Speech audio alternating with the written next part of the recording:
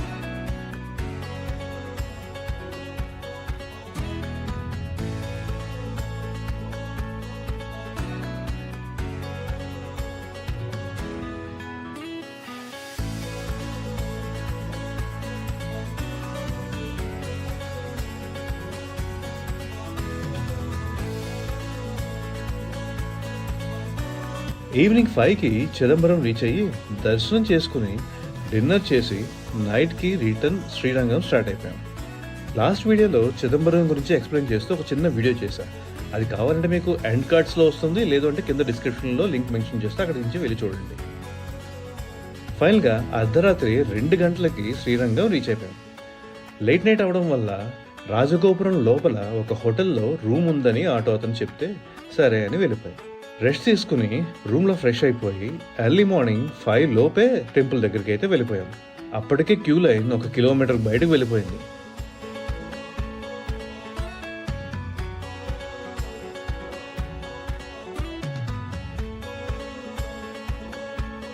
ఎలా అయితేనే 5:40కి టెంపుల్ లోపలికి అయితే వెళ్ళిపోయాం.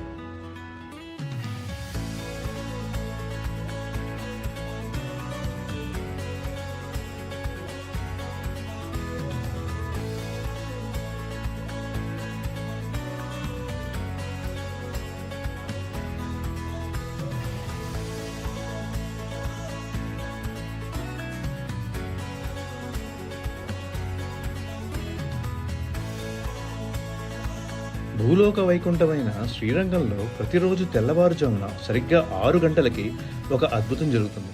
అదే విశ్వరూప దర్శనం లేదా సుప్రభాత సేవ అంటారు. ఈ పూజలో స్వామివారిని నిద్ర లేపడానికి సాక్షాత్తు 3 పవిత్ర జీవులు గర్భగుడి ముందుకు వస్తాయి. అవే ఒక ఆవు, ఒక తెల్లని గుర్రం మరియు గజరాజు. ఈ మూడింటిని నేను చూసా, లైఫ్ టైం మూమెంట్ అనిపించింది. 1 గంటలో దర్శనం అయిపోయి బయటకు వచ్చేసాం. అయితే ఈ ఆలయ చరిత్ర చూసుకుంటే నిజానికి ఈ కథ ఈనాటిది కాదు, సరిగ్గా త్రేతాయుగం నాటిది. మనందరికీ శ్రీరాముడు దేవుడు, కానీ ఆ శ్రీరాముడే ప్రతిరోజు ఉదయాన్నే లేచి ఒక దేవుణ్ణి పూజించేవాడు.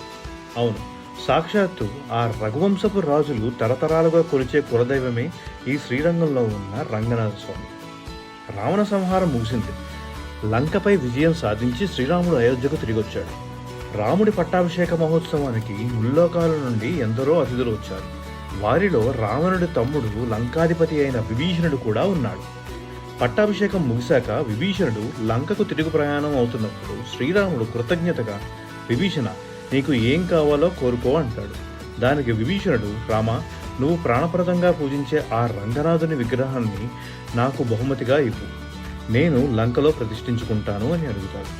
రాముడు మనస్ఫూర్తిగా విగ్రహాన్ని విభీషణుడికి ఇస్తూ ఒక కఠినమైన షరతుని పెడతాడు.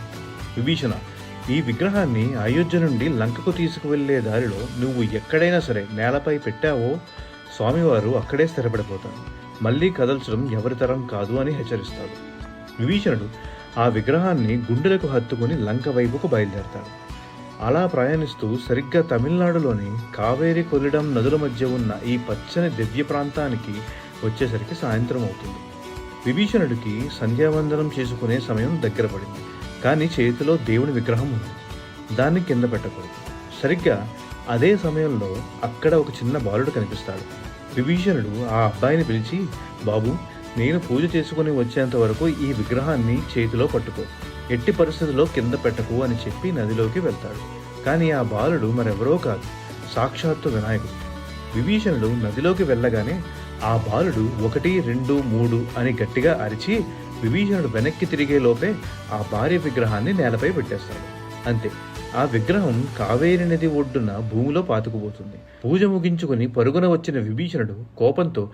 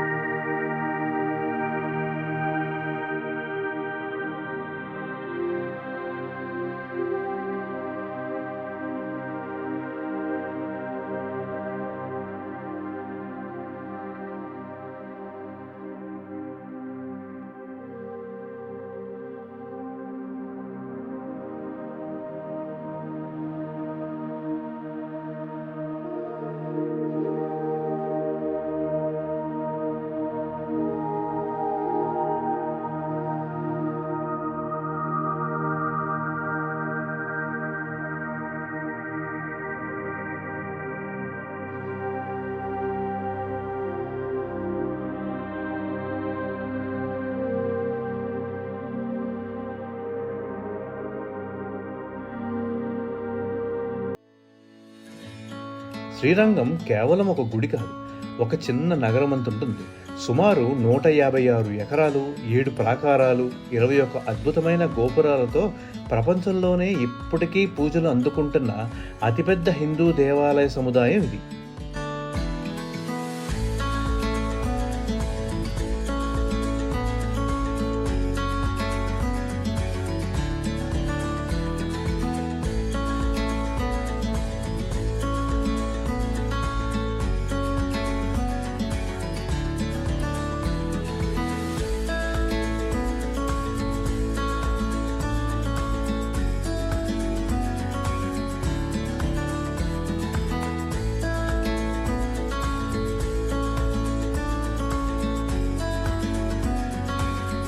ఆలయంలోని ఒక గోపురానికి పూర్తిగా తెల్ల రంగు ఉంటుంది. పరాయి పాలకుల దండయాత్ర నుండి స్వామివారి విగ్రహాన్ని కాపాడడానికి వెల్లై అనే దేవదాసి చేసిన ప్రాణత్యాగానికి గుర్తుగా ఆ గోపురానికి ఆమె పేరు పెట్టారు.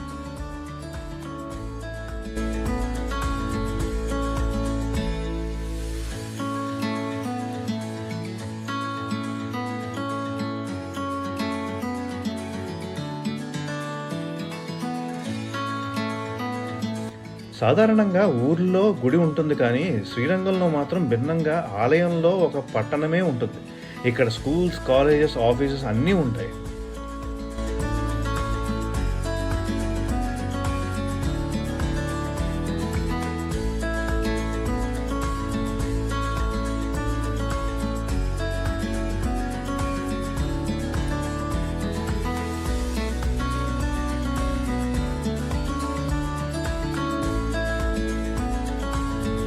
ఇంకా రాజగోపురం నుండి ఆటో ఆర్ బస్ ఎక్కి మనం జంబుకేశ్వర స్వామివారి టెంపుల్కి వెళ్తున్నాం. ఇది శ్రీరంగం బస్ స్టాండ్. శ్రీరంగంలో ఆ రంగనాథ స్వామి అద్భుత దర్శనం తర్వాత దానికి కేవలం 1 కిలోమీటర్ దూరంలో ఉన్న మరొక ప్రాచీన దివ్యక్షేత్రానికి చేరుకున్నాం. అదే జంబుకేశ్వర ఆలయం.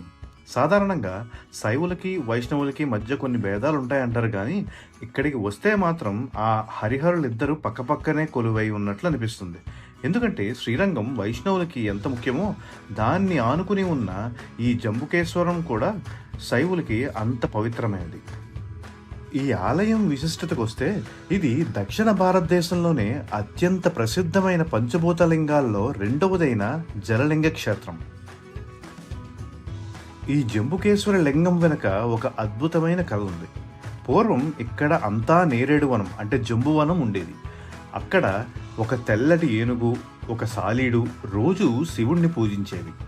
ఏనుగు ప్రతిరోజు నది నుండి నీళ్లు తెచ్చి లింగానికి అభిషేకం చేసేది. కానీ సాలీడు మాత్రం స్వామివారిపై ఆకులు చెత్త పడకుండా ఉండడానికి శివలింగంపై తన నూలుతో ఒక పందిరి లాంటి గూడు నల్లేది. మరుసటి రోజు ఏనుగు ఉదయాన్నే వచ్చి చూసేసరికి ఆ సాలిగూడిని చూసి ఎవరో స్వామివారిని అపవిత్రం చేశారనుకుని దాన్ని తీసేసి అభిషేకం చేసేది. ఇలా ప్రతిరోజు జరుగుతుండేసరికి ఒకరోజు సాలీడికి కోపం వచ్చి ఏనుగు తొండంలో దూరి కుట్టేసింది. ఆ నొప్పితో ఏనుగు తన తొండాన్ని నేలకేసి కొట్టడంతో ఆ 2 జీవులు అక్కడికక్కడే చనిపోయాయి. వాటి భక్తికి మెచ్చిన పరమశివుడు వాటికి మోక్షాన్ని ఇచ్చాడు. ఆ ఏనుగు పూజించినందుకే ఈ ఊరికి తిరువాన్నైకావల్ అనే పేరు వచ్చింది. తమిళంలో అన్నయ్య అంటే ఏనుగు. సాక్షాత్తు అగత్స్య మహర్షి కావేరీ నది నీటితో ఈ శివలింగాన్ని పూజించేవారని పురాణాలు చెబుతున్నాయి. ఈ క్షేత్రం ప్రత్యేకత ఏంటంటే ఇది కావేరీ నది బేసిన్ లెవెల్ కన్నా కిందకుంటుంది. అందుకే గర్భగుడి కింద నుండి నిరంతరం ఊట నీరు వస్తూ లింగం ఎప్పుడూ నీటిలోనే మునిగి ఉంటుంది. మనం వెళ్ళినప్పుడు కూడా ఆ గర్భగుడి చుట్టూ నీరు ఉండడం, అర్చకులు తడిబట్టలతోనే పూజ చేయడం చూడొచ్చు. ప్రకృతి, భక్తి, సైన్స్ అన్నీ కలిసిన ఒక అద్భుత జలలింగ క్షేత్రం ఇది. ఇదొక్కటే కాదు, ఇక్కడ కొలువై ఉన్న అమ్మవారు అఖిలాండేశ్వరి అమ్మవారు. ఈ అమ్మవారి గుడిలో ప్రతిరోజు మధ్యాహ్నం ఒక వింతైన ఆచారం జరుగుతుంది. ఇక్కడ ప్రధాన అర్చకులు స్వయంగా స్త్రీ వేషం వేసుకుని అమ్మవారిలా చీర కట్టుకుని వచ్చి స్వామివారికి పూజలు చేస్తారు. ఎందుకంటే ఇక్కడ అమ్మవారు స్వయంగా శిష్యురాలిగా మారి జంబువనంలో శివుడి దగ్గర ఉపదేశం పొంది పూజించిందని స్థల పురాణం. ఇదంతా విన్నారు, కానీ ఆ ఏనుగుతో పాటు చనిపోయిన సాలీడు శివుడు ఎలాంటి మోక్షం ఇచ్చాడో తెలుసా? ఆ సాలీడు తన మరుజన్మలో ఒక శక్తివంతమైన చోళరాజుగా పుట్టింది. ఆయనే కొచ్చెంగనం చోళుడు. పూర్వజన్మలో తాను సాలీడుగా ఉన్నప్పుడు ఏనుగు వచ్చి తన గూడును పాడు చేసిందనే కోపంతో ఈ జన్మలో కూడా ఆ రాజుకు గుర్తుంది. అందుకే ఆయన రాజు అయ్యాక తమిళనాడులోని దాదాపు 70కి పైగా శివాలయాలను నిర్మించాడు. కానీ ఆ ఆలయాలన్నిటినీ ఒక విచిత్రమైన పద్ధతిలో కట్టించాడు. వాటిని మాడకోవిల్ అంటారు. అంటే ఆ గుడి గర్భగుడికి వెళ్ళే దారంతా చాలా ఎత్తుగా కేవలం మనుషులు మాత్రమే వెళ్ళగలిగేలా ఇరుకైన మెట్లతో ఉంటుంది. ఎట్టి పరిస్థితుల్లోనూ ఒక ఏనుగు లోపలికి రాలేని విధంగా ఆ గర్భగుడులను రూపొందించాడు. తన గుడిలోకి ఏ ఏనుగు రాకూడదనే ఒక సాలీడు కోరికను ఆ రాజు అలా తీర్చుకున్నాడు. సాక్షాత్తు ఆ సాలీడు రాజుగా మారి కట్టించిన మొదటి మాడకోవిల్ ఆలయమే ఇప్పుడు మనం చూస్తున్న ఈ జంబుకేశ్వర ఆలయం. ఒక సాలీడు ఏనుగుల కథ వెనక ఇంతటి చారిత్రాత్మకమైన శిల్పకళా రహస్యం దాగి ఉన్నదన్నమాట. వీడియో నచ్చితే ఒక చిన్న లైక్ చేసి మీ ఫ్రెండ్స్ అండ్ ఫ్యామిలీ మెంబర్స్ అందరికీ ఈ ఇన్ఫర్మేషన్ షేర్ చేయండి.